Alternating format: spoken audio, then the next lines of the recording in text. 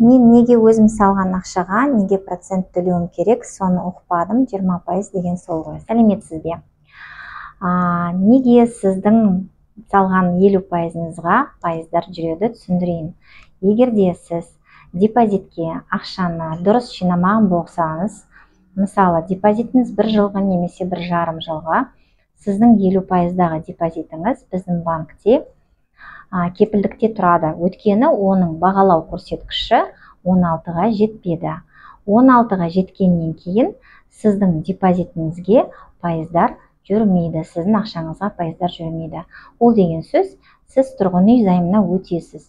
Ал егерде сіз депозитіңізге ақшаны дұрыс жинағаныңызда, біріншіден депозитіңіз 3 жылға, оған 50%-ді сіз 3 жыл бойы дұрыстап жинақтап келдіңіз, бағалау көрсеткішіңіз 16, сол кезде сіз 5%-бен алатын едіңіз.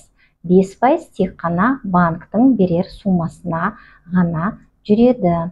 Сондықтан сіздер депозитке ақшаны дұрыс жинамағандықтан, ол деген сөз банктың шарттарын дұрыстап орындамаған үшін осындай пайыздар бүкіл сумаңызға жүреді. Өйткені банк өзінің ақшасын жібереді сіздің сатып алушыңызға, ал сіздің депозитіңіз біздің банкте кепілдік ретінде сақталып тұрады.